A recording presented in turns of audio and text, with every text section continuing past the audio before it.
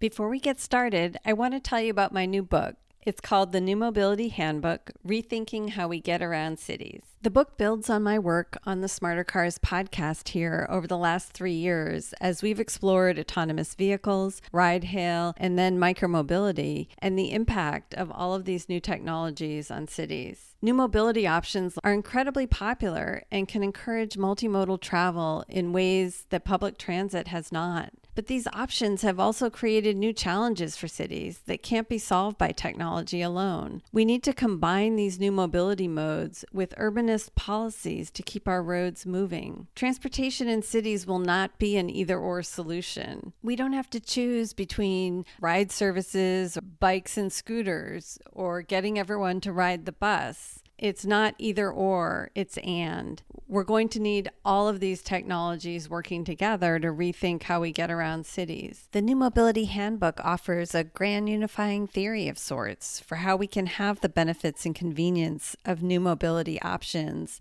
while also meeting city goals to encourage multimodal travel and reduce traffic and pollution. If you're not familiar with the principles behind urbanist policies like congestion pricing, transit priority, reduction in parking, and reallocation of street space, the New Mobility Handbook provides an introduction to these policies and how they can be used together with new mobility technologies to improve transportation in cities. The New Mobility Handbook is available on Amazon in paperback and Kindle versions. I hope you enjoy the book. This is Smarter Cars, a podcast about autonomous vehicles and the future of transportation. Welcome to Season 5. This is your host, Michelle Kairouz. Today we're talking with Dmitry Shevelenko, the CEO and founder of Tortoise, a company that provides remote repositioning services for lightweight electric vehicles such as scooters and delivery robots. Dmitry, welcome to the show. Great to be here. Thanks for having me, Michelle. Can you tell us what Tortoise does and a little bit about the origin story of why you started the company? Would love to. So Tortoise is a remote repositioning service for light electric vehicles. And so we use remote teleoperators who are able to see out of cameras that are added to light electric vehicles like shared scooters and delivery robots. And the teleoperator is able to seeing front and rear-facing views at a low speed, hence the name Tortoise, drive the light electric vehicle from A to B. And whether that be getting a scooter to your front doorstep, or groceries delivered to home as well, or returning a scooter to get recharged, or reparking it, we're a moving service for these light electric vehicles. And so we offer this as a service to operators, delivery companies, grocers, and we're very excited to have already begun operating this year. Are you doing anything with autonomous technology, or are you going to rely completely on remote teleoperation? So our view is the future of any remote repositioning service, it will be hybrid, teleoperated, and autonomous. So for scenarios like crossing an intersection or interacting with pedestrians, for many years in the future, you're going to want to rely on human judgment and monitoring in that part of even a low-speed repositioning.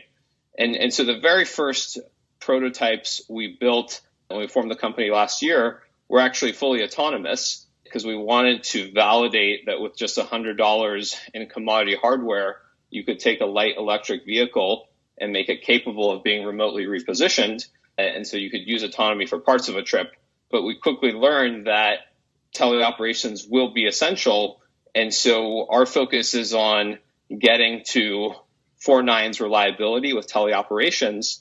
And over time, using the same hardware, using the same reference design, be able to do more of a trip autonomously. But for the coming 12 to 18 months, the absolute focus is on making teleoperations reliable, affordable, and being able to scale that up dramatically. And then when cities have had a good experience with teleoperated low-speed light electric vehicles, you can have a really robust conversation about beginning to use autonomy. So let's start with the piece of your business that is helping shared scooter companies. Can you explain how that works? Are you providing a full stack solution for scooters, or just a technology layer? And how do you partner with scooter operators? Yeah. So the reason we started in the scooter space, I had a lot of personal experience. I had led Uber's expansion into new mobility, including the Jump partnership and acquisition, which is sadly now a bit of a historical line item. But who knows, maybe they'll re-enter the space and buy Lime in a few years. And then was an advisor to a scooter operator, a scooter manufacturer, companies providing software to cities to help manage these new mobility options. So I got a lot of exposure to the micromobility space and saw three really big challenges that were holding it back from realizing its full potential. And the potential is massive. 50% of rideshare trips are under 2 miles. 60% of all private car trips are under 3 miles. And as cities are increasingly congested and facing sustainability challenges, being able to provide the same transportation in a much smaller form factor with zero emissions is a real game changer. And you're solving both the climate challenge and the space challenge all in one fell swoop. And so very, very bullish on shared micromobility in general. But these three challenges were pretty daunting, and they still exist today. So how do you create a reliable rider experience? So 9 times out of 10, when you want to rent a shared scooter or e-bike, you need to go on a bit of a wild goose chase to find one. And so a lot of the usage today tends to be opportunistic. You don't have the predictable access that people need to really change their habits and behaviors. So that's challenge one. Challenge two, which has gotten a lot of ink in the last 6 to 9 months, is the really difficult unit economics for the scooter operators, which is ultimately a function of underutilized fleets. Globally, scooter operators are averaging 2 rentals a day per vehicle, which means they're sitting empty 90% of the time, and then really expensive operating costs. And in many Western markets, the all-in cost of a daily recharge is upwards of $10. That's a pretty bad combination that's reflected in the really challenging unit economics for operators. And then the third big challenge from a city perspective is cities are generally very excited about a mode shift away from private cars, towards more space efficient, climate efficient transportation. But they're horrified whenever they launch shared scooters with all the public complaints about sidewalk clutter and obstruction. And so how do you preserve the really good part of shared micromobility that's dockless, of being able to leave the vehicle at your destination and have a really fast door-to-door travel time while mitigating this nuisance factor? And so when we formed Tortoise, we realized that low-speed remote repositioning can solve all of these three challenges. We also saw that in this market, operators are working with a lot of different types of scooter models. There's a lot of different manufacturers. Some operators are building their own scooters. And so we took a software and services approach. We provide a reference design so that existing manufacturers and ODMs can build in the $100 in added components, so 2 cameras, a processor, an extra motor, if it's a 2-wheel form factor, some retractable training wheels instead of a kickstand. So existing manufacturers can build in the components that make a scooter compatible with Tortoise right as it's being built in the factory. And then our engagement model with the operators is once they have a Tortoise compatible vehicle, they just tell us where to move it and we take care of the rest. So if a customer requests a scooter to their front doorstep, solving the reliability and predictability problem, we just drive it to that destination. We provide the routing. That's our teleoperations infrastructure. It's our trained teleoperator. We even carry insurance for the vehicle while it's being repositioned. We're an end-to-end service. So our API that is operator facing, all the operator has to tell us is which vehicle ID and where they want it moved. And whether it be to get it recharged, to get it to a better location where it can be rented or the full on-demand experience, or being reparked, we take care of the rest once they tell us where they want it. So if it's about $100 in terms of the hardware, in terms of adding the technology to each scooter, how much is it for the service plan? In other words, how are you charging scooter fleets for this service. And then if you could give us a little more of the detail of how the communication works. Are you constantly monitoring vehicles? How do you know when you need to hop in and engage the repositioning? So maybe you could start with the cost. How do you think about pricing service per scooter, per day, across the fleet? Yeah, so for the initial pilot period, we introduced this service we think of it like an unlimited subscription.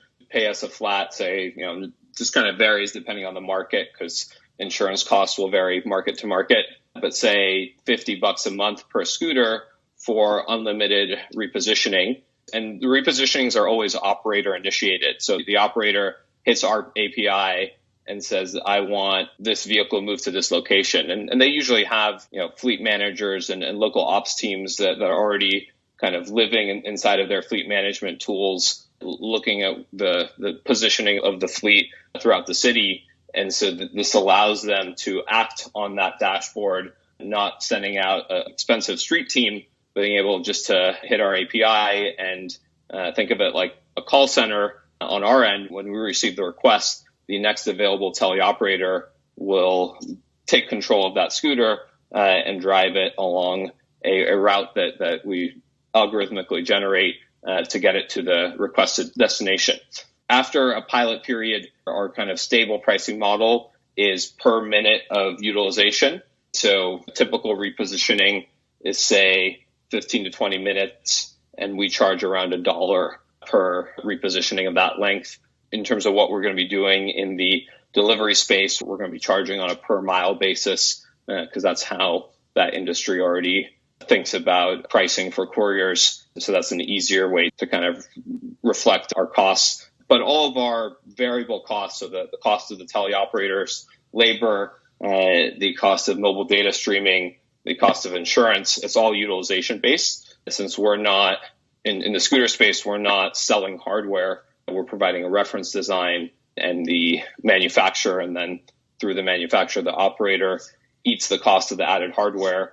We're not focused on kind of an upfront fee. We just want to have our variable expenses be covered and then charge a modest margin on top of that. So you mentioned one of the challenges for shared scooter companies is this reliability issue. And part of that is because cities have not allowed scooter operators to put enough scooters on the street to have them be available. How is it that you can help customers have a better experience with shared scooters? Certainly with rideshare, people got used to this idea that you can push a button and the ride comes to you. Is that the experience you're going for? Absolutely. I mean, I think that's in cities that have enough density, allow enough scooters in the given geography. The North Star is to have the on-demand experience. And that's actually what we launched with in our first market in suburban Atlanta in Peachtree Corners, where the operator GoX, they actually built a new version of their rider app called GoX Apollo, which lets a rider just drop a pin at their location and the scooter then comes right to where they are.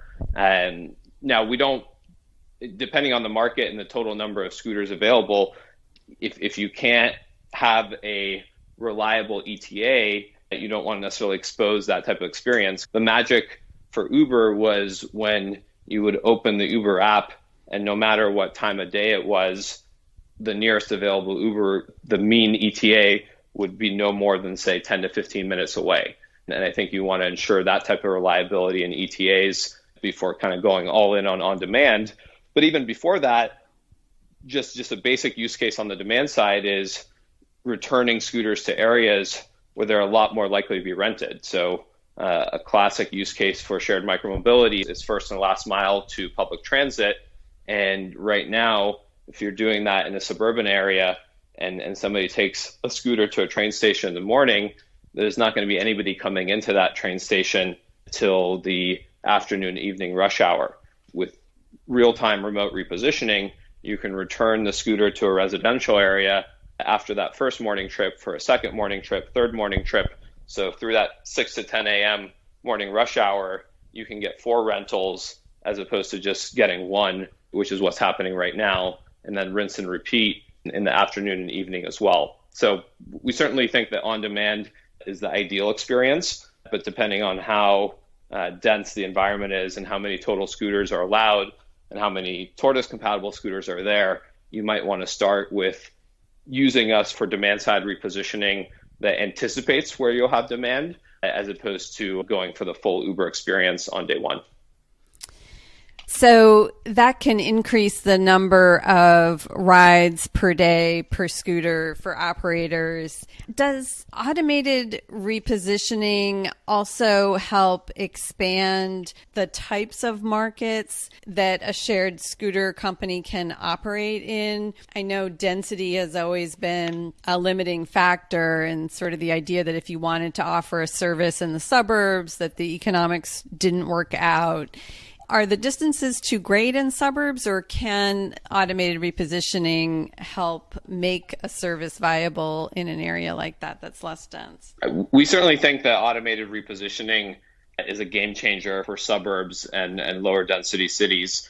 And if you just look at the markets that the larger scooter operators pulled out of in the last, say, 9 months, they're not pulling out of Paris. They're pulling out of lower density cities. And that's because those are the markets that really pull down that global average of rentals per day per scooter.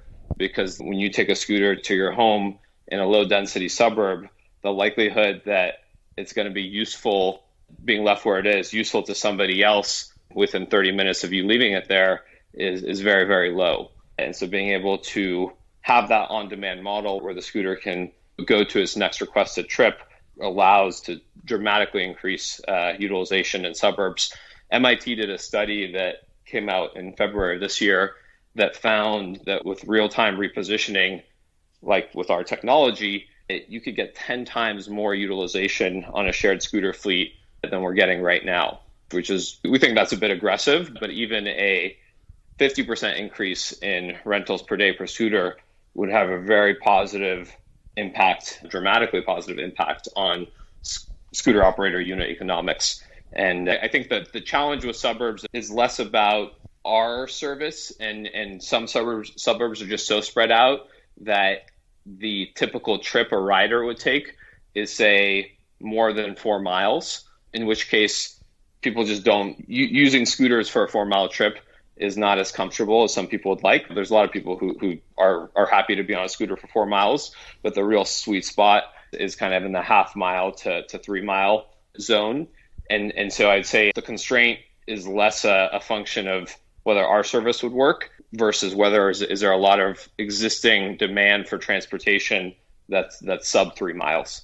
And in addition to the frustration that users sometimes have where they can't find a scooter nearby, sometimes even in dense areas, you can find a scooter, but the battery is depleted or it's not operational. So are scooter companies able to use automated repositioning to identify scooters that are low battery or have a problem and send them to be charged midday? Yeah, that's one of our 3 core use cases. So you have the demand side, the recharging, and the reparking. And yeah, right now operators are very constrained in terms of how frequently they can recharge, and they basically, with the current street fleet team model they have, or with the gig workers, they're only doing the recharging during set times of day.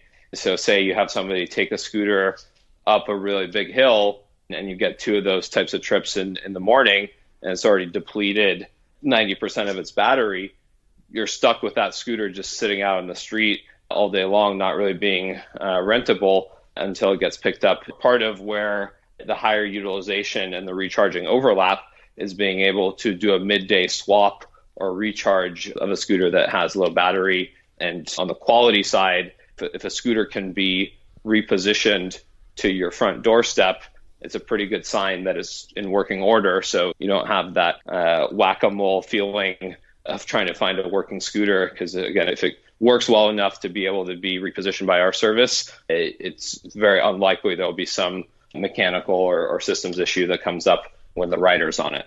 With the global pandemic that we're in the middle of here in 2020, There's been a question about the cleaning of shared scooters. Is that also a use case for repositioning? Absolutely. And that's actually one, big change we made right as we launched in suburban Atlanta. The operator has a hub model where after a rider completes their trip, scooter returns to one of 6 hubs they have throughout the deployment area. And we now are disinfecting a scooter every time it's returned to a hub, and it gets a sticker put on the handlebars. And so when the next rider who requests it to come to them, when it shows up at their doorstep or office, they know that scooter hasn't been touched by anybody after it's been last cleaned. We think, particularly in the short term, as we're still very sensitive to all of the COVID safety issues, we think that's a really great application of our technology. In general, though, compared to other transportation modes, shared scooters are very hygienic. With the latest science about COVID shows basically anything that's exposed to the sun ends up naturally being disinfected. It's encouraging for the industry to see that in markets like Korea, China, Paris, once things open up, scooter usage is actually higher than it was pre-COVID because people are preferring outdoor personal transportation over other modes that have you in a tight enclosed space where people are not 6 feet away. We know that shared scooters have faced some headwinds even before the coronavirus in the cost of operations and compliance with city regulations. What are you seeing as the biggest pain points for shared scooter operators, and how does Tortoise try to address those? I think right now that the biggest issue is the business model and how do the operators get to profitability. Ultimately, you can do a lot on the cost saving side, and we certainly help with more cost effective recharging. But the really big opportunity is increase the revenue side. And the analogy I like to use is imagine if you were designing the world's least efficient taxi service, you would make it so that your taxi driver can only wait at the location of their last drop off to get their next pickup. And would guarantee you that would be the worst performing taxi provider in a given market. And yet that's exactly how shared scooters work today. You have no ability to match the location of supply with where there's demand in a city in real time. And that's what we're enabling. I think that the MIT study is very encouraging. Some of the early data out of Peachtree Corners is very encouraging that we're able to take this rapidly depreciating asset that lives out on the street and dramatically increase the revenue per day it's generating for the operator. I think in doing so, we're putting them on the fast path to profitability.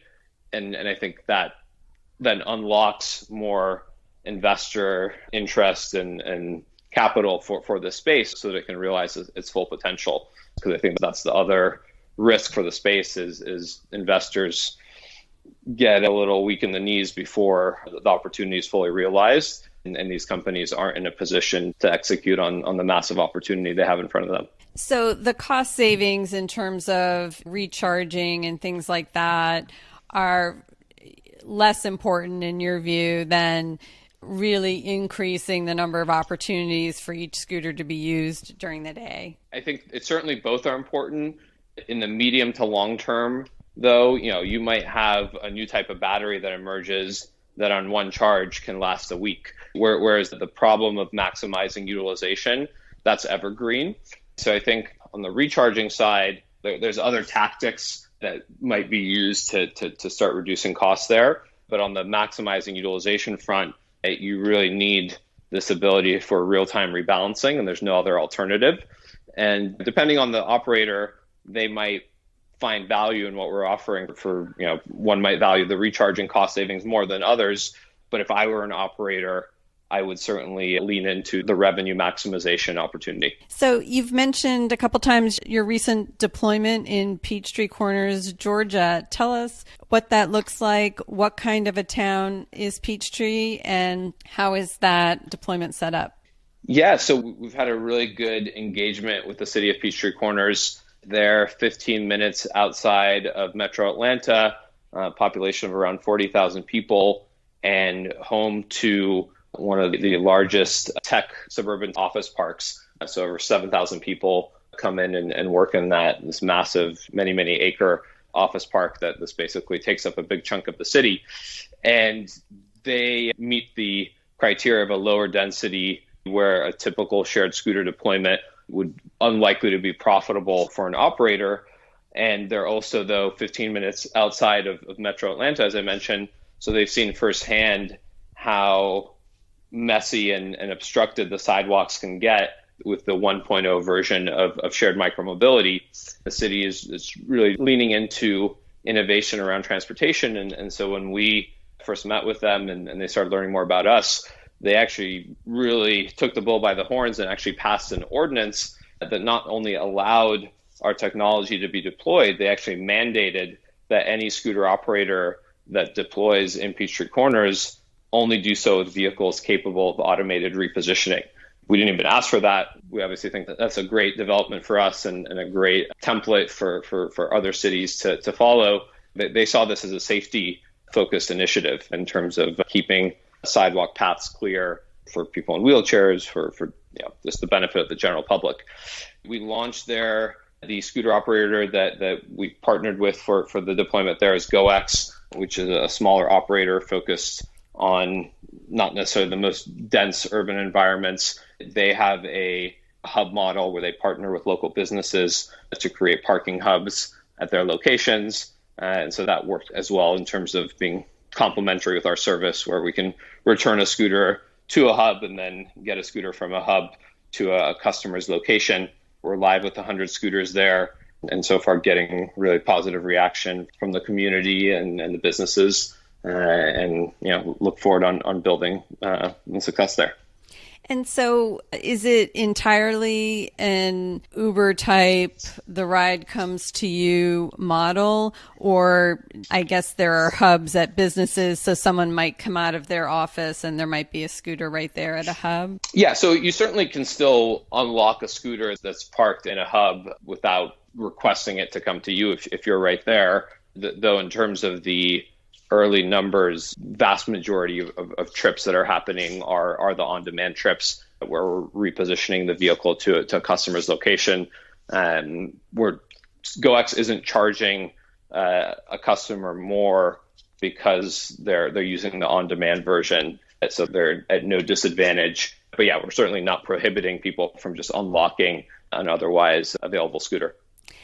And what has the feedback been from people who witness a scooter driving by itself en route to a pickup or returning to a hub? Have there been any vandalism, or what are the reactions about seeing the scooter without someone on it? So one of the reasons we thought Peachtree Corners would be a great initial deployment site is it's an affluent area with good infrastructure and just very low crime. We've so far had 0 incidents of vandalism or people intentionally getting in the way of a scooter or something like that. The most surprising thing about the public reaction is how most people don't notice it at all. We're fairly used to seeing scooters. I mean, we grew up with scooters. And so as a form factor, it in of itself doesn't draw that much attention. And then remember, we're going at a very low speed. So, the name Tortoise very much reflects that, the max speed of 5 miles per hour in most markets. And so that combination lends itself towards fairly minimal reactions. Of course, people will take pictures and videos of it, which we think is great. But beyond that, we haven't gotten any negative feedback so far. And are the scooters being used outside of the office park? Is there a surrounding city that has apartment buildings and housing and things, then people are going back and forth, or is it just within the office park? Yeah, so it's definitely the city and the office park. I would kind of think of it as one and the same. I mean, the office park starts, and then you have residential and commercial areas. You've got 2 big multinational hotels that are kind of on the edge of the office park, permitted to go on all kind of sidewalks and public roads in the city of Peachtree Corners, not just in the office park.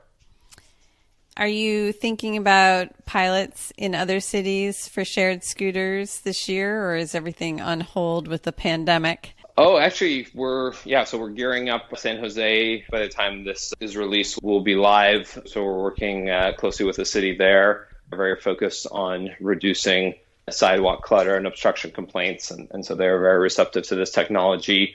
And then we've got another 4 deployments that will be going out through Q2 and Q3 in the shared scooter space. In some cases, COVID has accelerated the need for more accessible shared micromobility because cities are, quickly realizing that large percentage of folks that take public transit may now not feel comfortable taking public transit, and they still need transportation options. It feels like in some markets, the very tight regulatory approach that was the norm when it came to shared micromobility is actually loosening up pretty rapidly in response to COVID, and kind of the issues that people have with scooters feel a little less significant in light of the more dramatic challenges that urban transportation is facing right now. And for your San Jose launch, are you partnering with one scooter operator, or will it apply to multiple operators?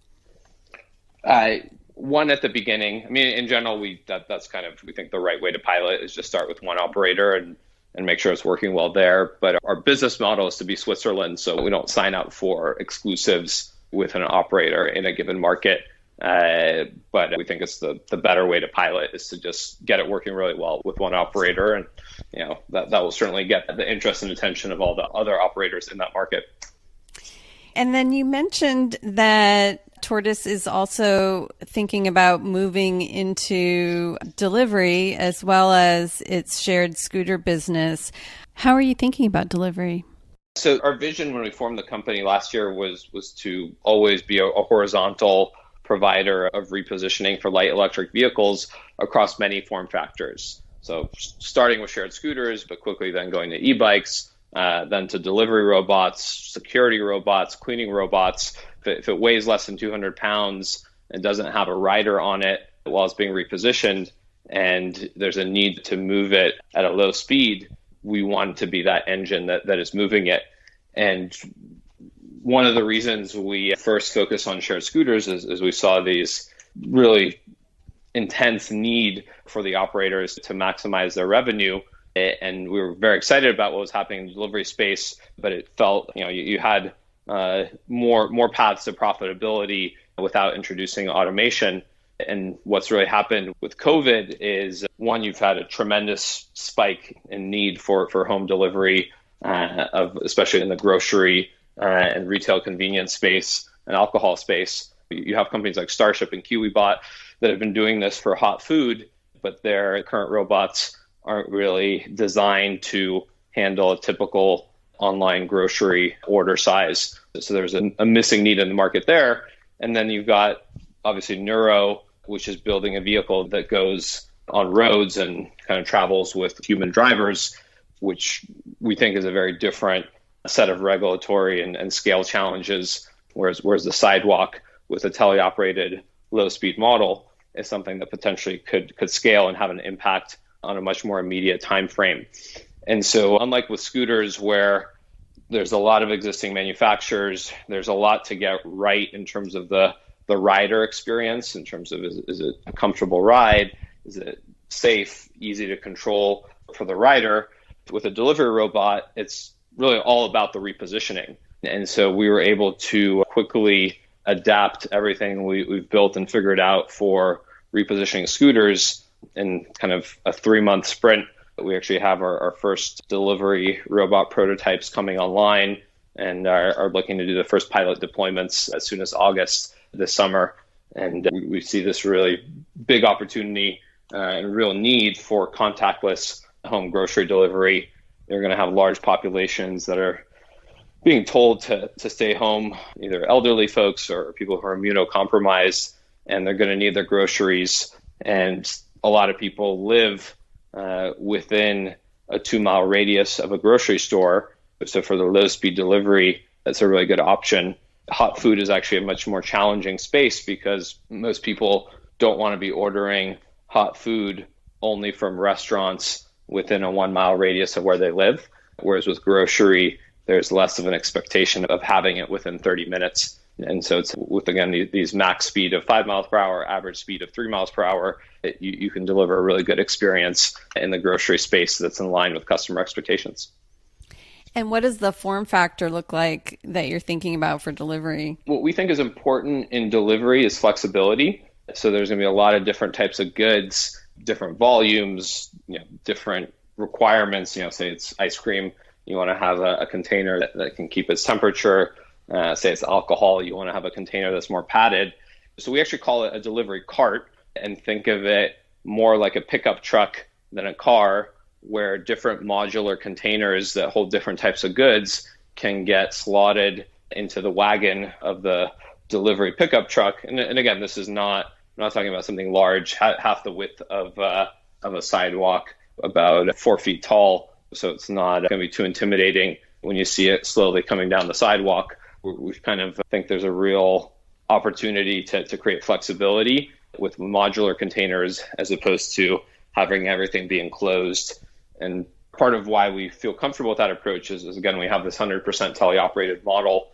So we have constant video monitoring of both the goods while they're being delivered, as well as obviously everything happening on the sidewalk and street conditions. And so that gives us a lot more flexibility in terms of how we store and load the goods onto the cart. And so would you be looking to do relationship deals with particular grocery stores where the customer would order through the store and then the store would ask you to deliver it? Exactly. So yeah, we're across all of these verticals, whether it be scooters or delivery, we're purely B2B, which is also a prime difference with the Starships and KiwiBots of the world that build their own consumer-facing app, and they're trying to aggregate demand. Our view is we just want to be a fulfillment option for those deliveries that grocery store receives that are less than, let's say, 2 to 3 mile radius from where the grocery store is located. Because those are the deliveries we can do more reliably, faster, and more cost effectively than a human courier. And obviously, and again, with COVID being top of mind, a completely contactless form of delivery is also something that people are increasingly looking for. Any robot company can help provide that. Well, it sounds like you have a lot of interesting projects in store this year, expanding your scooter deployments and moving into delivery. Anything else we didn't cover? I think if we do well on those two, we'll have a really good year. And, we are looking at things like cleaning robots as well, which was also post-COVID, and, sanitizing sidewalks and streets. And so can we accelerate into that space as well. But I think if we really execute well on everything we already have lined up in the shared scooter space, and then introduce this remote controlled grocery delivery option, we'll have a lot of positive impact and set ourselves up for a big 2021. Terrific. Well, thanks so much for coming on the podcast. It was great to hear about what Tortoise is doing. It was my pleasure. Always happy to chat. Thanks again to Dmitry for joining us. You can find the show notes for this episode and all of our Season 5 episodes on our new publication at smartercars.substack.com. And there you can also sign up for our email list for new podcast episodes and articles. If you're enjoying the show, please leave us a rating and review on Apple Podcasts or wherever you listen to your podcasts. Thanks for listening. We'll see you next time.